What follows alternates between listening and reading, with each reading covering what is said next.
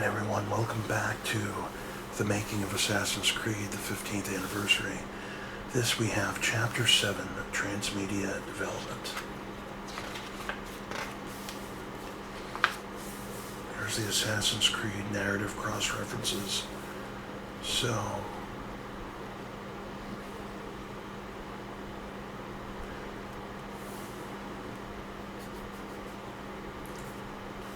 beyond the games. During the Ezio trilogy, Ubisoft wanted to capitalize on the success of the Assassin's Creed brand to expand its reach. This was partly done via transmedia, which saw comics, novels, and even films exploring the world of Assassin's Creed outside of the games. The strategy was to become a major entertainment franchise, which Stone explains. We wanted to be on par with the biggest entertainment brands out there, so we needed to develop all kinds of media. We had a very strong narrative pillar, which allowed us both to tell a lot of stories and to play with the entirety of human history. That meant there was a lot of potential. In order to make this work, the Ubisoft team had to come up with guidelines to demonstrate how the mechanics of the Assassin's Creed universe worked in reality. One of the key bits of information that we had to give teams working on these projects was that the Animus is not a time machine. Quizdone says, "You cannot time travel. I made the visual schematics to explain how the genetic memories were transmitted from one generation to another and so on. It was very controlled." One of the first transmedia projects developed was the comic book The Fall, starring Russian assassin Nikolai Orlov. Initially, this could have looked very different. We did a test with the authors, Cameron Stewart and Carl Kerschel, Wisdom remembers. For that, they came back with a one-page document featuring Ezio. At the time, he was our biggest character. We loved what they had done, but we didn't want them to use Ezio, so we gave them the freedom to explore another time period and create their own character. Quickly, the Ubisoft team realized the best way to approach transmedia projects. It wasn't about trying to sell more games. These products weren't meant to push sales, but rather it was about galvanizing the Assassin's Creed brand. It's intended to enrich our lore and universe, as well as to build brand awareness, as AZ explains. Whether we're releasing a new comic book, novel, or movie, it has to be independent, and it has to be good in its own right. Something that you would recommend to your friends, even if they don't know Assassin's Creed. Our job is to ensure it respects the franchise's core identity, DNA, or lore, and that it will give you something more. Novels. Following the success of the first game, Penguin Books approached Ubisoft looking to collaborate. The result was Assassin's Creed Renaissance, a novelization of Assassin's Creed II written by Oliver Bowden. This was followed by an adaptation of Assassin's Creed Brotherhood, but with Assassin's Creed The Secret Crusade, the novels begin to tell new stories, in this case revealing more about the life of the series' first hero, Altair. Whether direct adaptations of the game's events or tie-in stories, many novels have since been published by various publishers, by various publishing houses around the world. Assassin's Creed Unity. I personally really enjoyed working on the Assassin's Creed Unity novel, Bachman says. As with Assassin's Creed Forsaken, the book that was released alongside Assassin's Creed 3, Ubisoft decided to tell the story from a different perspective, one that would build upon the in-game narrative. We wrote from the point of view of Arno's partner Elise, who is also a Templar, Bachman adds. That was really cool, and I found it important to acknowledge her as a character, because a lot of people were saying that they wish they could have played her as well as Arno. Her story in the novel was a good opportunity to really build on her character. We worked hand in hand with the writers to make sure that her story was fully fleshed out with what you see in the game and what had been intended. It wasn't like we brought in an author to make up her backstory. Everything was connected. It was how the narrative directors and writers felt that her background would have been. Assassin's Creed Underworld. With Syndicate, the transmedia team decided to be even more ambitious, telling the story of a character from the game with a plot that is only narrowly related to the main narrative. You are already playing as Evie and Jacob in Syndicate, Bachman says. We wanted to tell the players more about them, but not to retell the game's story in a book. We decided to tell a prologue story instead. We had this amazing character in Jaydeep and thought it would be interesting to explore how he ended up in the story of Syndicate, Bachman explains. There are only a few hints in the game. He's such a magnificent character. His outfit and weapon are both stunning. His weapon is astonishing.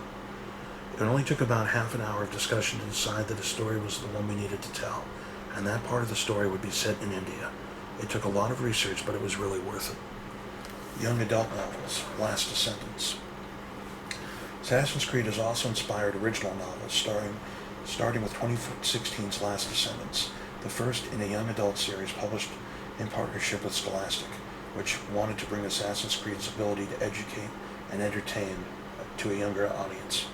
Penned by award-winning author Matthew J. Kirby, the first book of Last Descendants revolves around a group of teenagers who use the Animus to relive genetic memories of the 1863 draft riots in New York City, and consequently find themselves caught up in the ancient war between Templars and Assassins. Kirby presented a number of characters and settings to Ubisoft, eventually landing on a contemporary teenage protagonist named Owen Myers, who is exploring the riots.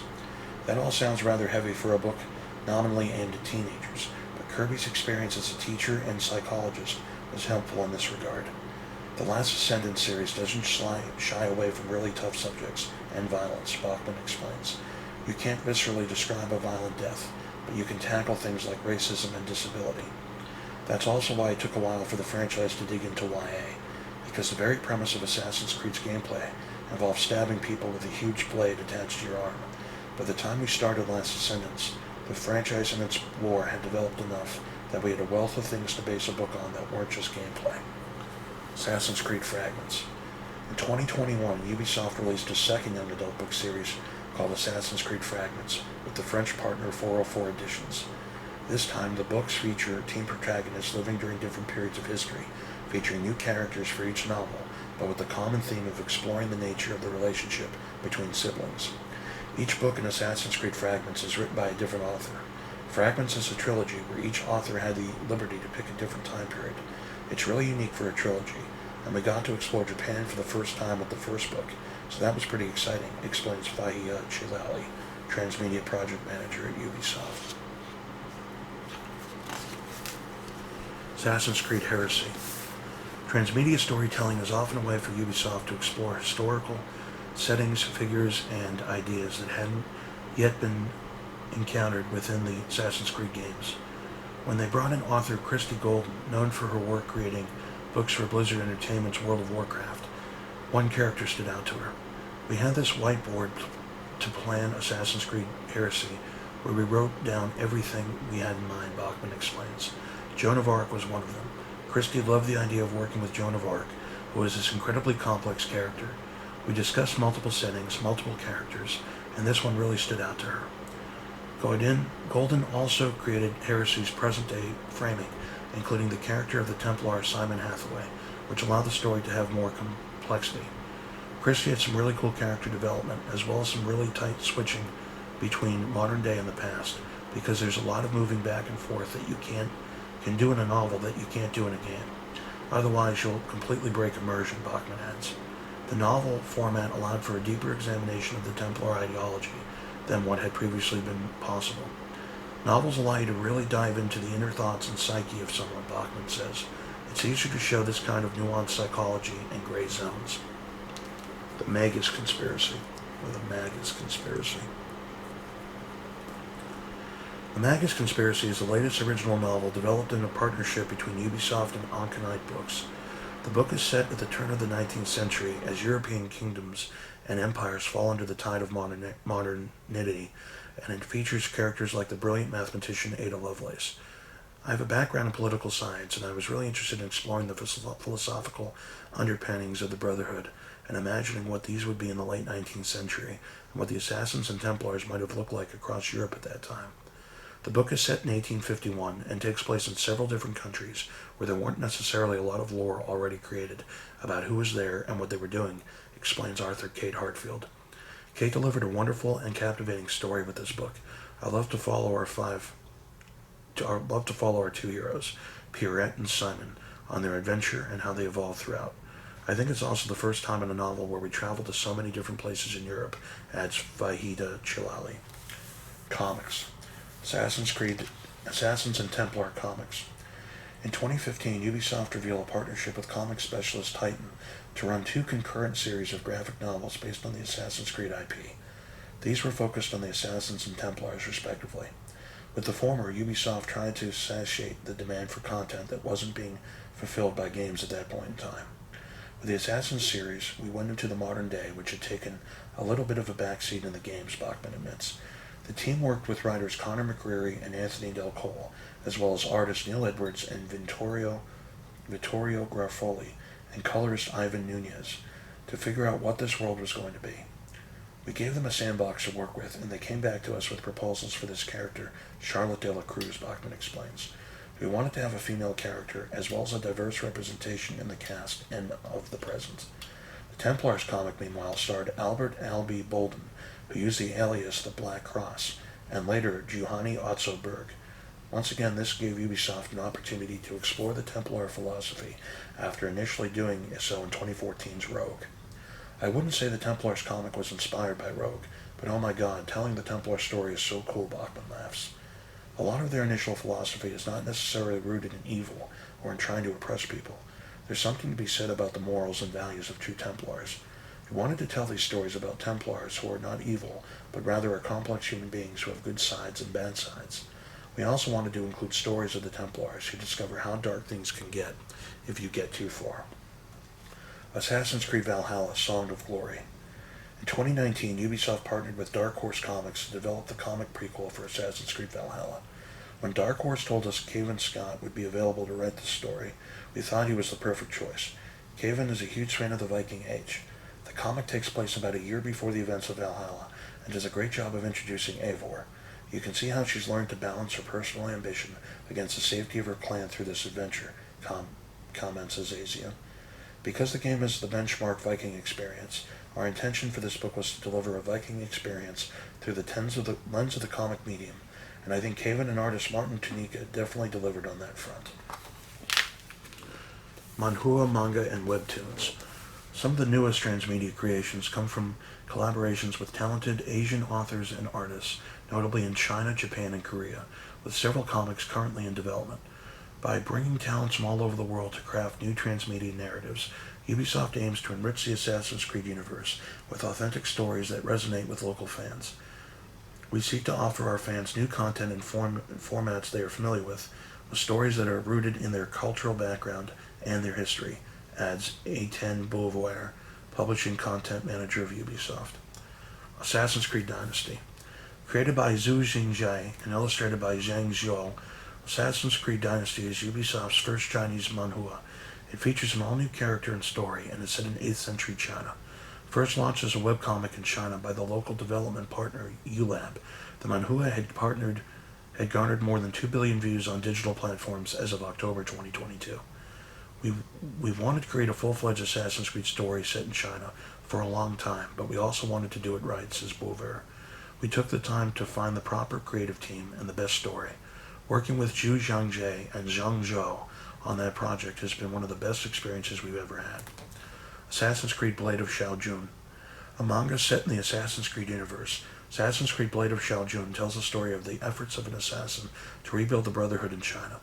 A character initially introduced in the short film Assassin's Creed Embers, Xiaojun then took center stage in the video game Assassin's Creed Chronicles China, before having her own manga, novel series, and audio drama. Assassin's Creed Forgotten Temple.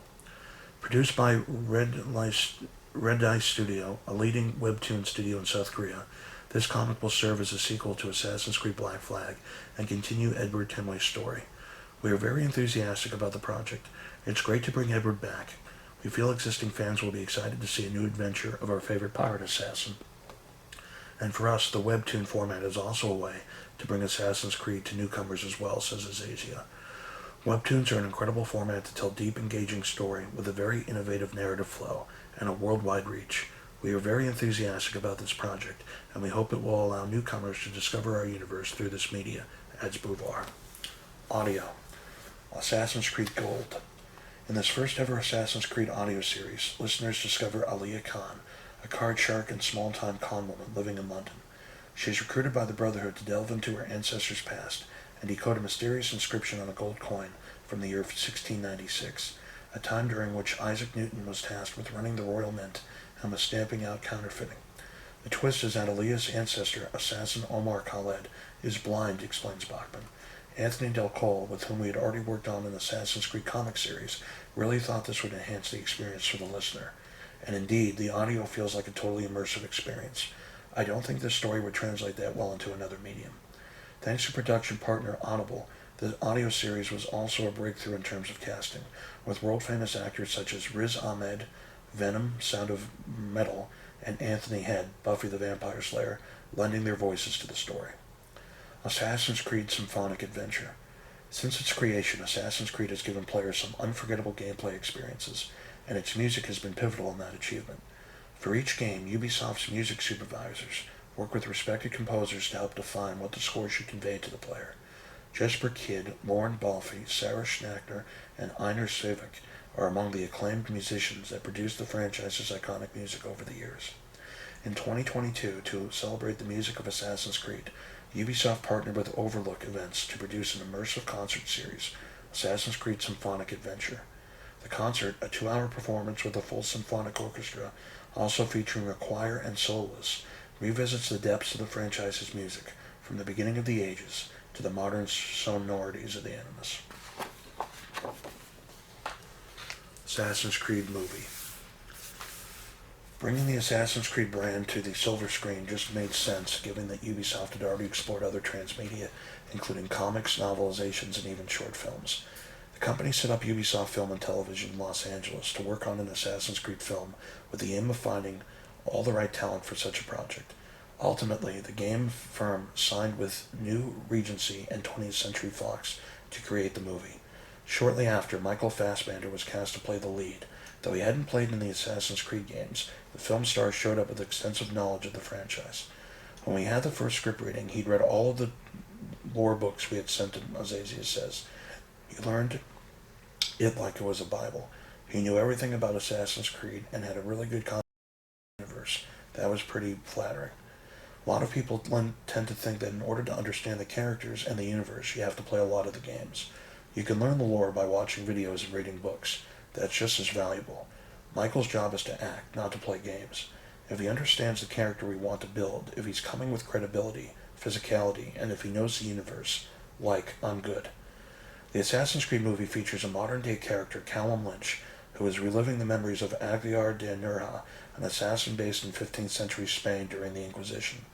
This setting was chosen in part due to it being reminiscent of the Italian Renaissance setting of the Ezio trilogy. In fact, Ezio was set to make an appearance, but the team was unable to make it fit within the film's reality. Ezio was supposed to appear in the auto de fe sequence, Azaziah says. Aguilar and Maria were to be executed in front of the Grand Inquisitor and the royal family of Spain, but they ultimately escaped. At one point, the person that was supposed to help them was Ezio. But then we faced a few issues. One was that it was really hard to find someone who resembled Ezio. We would have had to find a look-alike that would also be credible, so that people would recognize him in the tone, in the voice, in the physicality. It was also hard to figure out how Ezio would arrive. We had scripts where he was piloting the flying machine, another where he came in thanks to a parachute from Da Vinci.